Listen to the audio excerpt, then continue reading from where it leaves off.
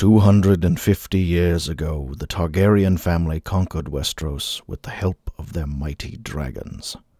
They ruled the Seven Kingdoms, waiting for the prince that was promised to be born into their family. Many members of the royal family were married to siblings and cousins, trying to keep the bloodline pure, believing that they were the blood of the dragon.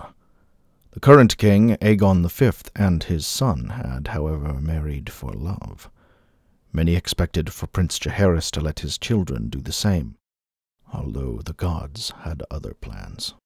When Prince Jaehaerys tried to apologize for his father not being able to meet with her, the Woods Witch told him that she was there to speak with him, not the king. She told Jaehaerys that the prince who was promised would come from his children's line if he were to marry his son to his daughter. Shortly after this meeting, Prince Jaehaerys had his son Aerys and his daughter Rhaella marry. Rhaella was only 14 at the time of her wedding and was with child soon after. Neither of them were happy about the idea. The royal family all met at their summer castle that year at Summerhall. While feasting, King Aegon attempted to hatch several old dragon eggs by pouring fire on them. However, it went horribly wrong, and the castle went up in flames. Many Targaryens perished in that fire, including the king and his eldest son. However, among the chaos, Rhaella went into labor. Aerys hung over her as she gave birth to a son they named Rhaegar.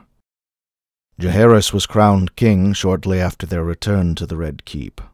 Despite being newly crowned, Jaehaerys was very weak and sickly, and a fever took him only 3 years into his reign. This left Aerys to be crowned king at just 18 years old. Although Aerys was known for having many mistresses greatly straining the marriage, citizens rejoiced, thinking that Rhaegar was the first of many healthy children. Unfortunately, Rhaella ended up having a long series of miscarriages and stillbirths. She did bear 3 sons over the course of 10 years who survived. However, none of them lived as long as 1 year old.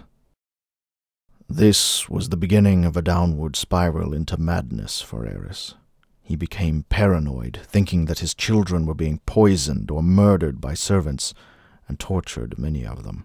He was also fearful that his sister wife had had an affair and was being punished by the gods for having bastards.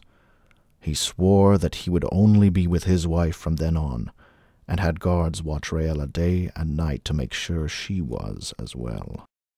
17 years after Rhaegar's birth, Rhaella finally gave birth to a baby who would survive infancy. They named him Viserys.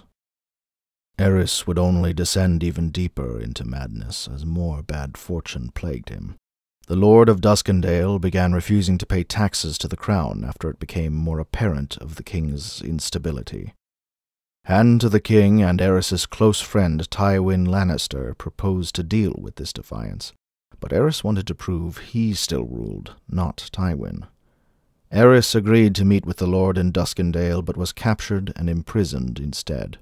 After a long 6 months, Tywin was able to free Aerys, but the king would never be the same. Upon returning home, Aerys refused to let anyone touch or groom him.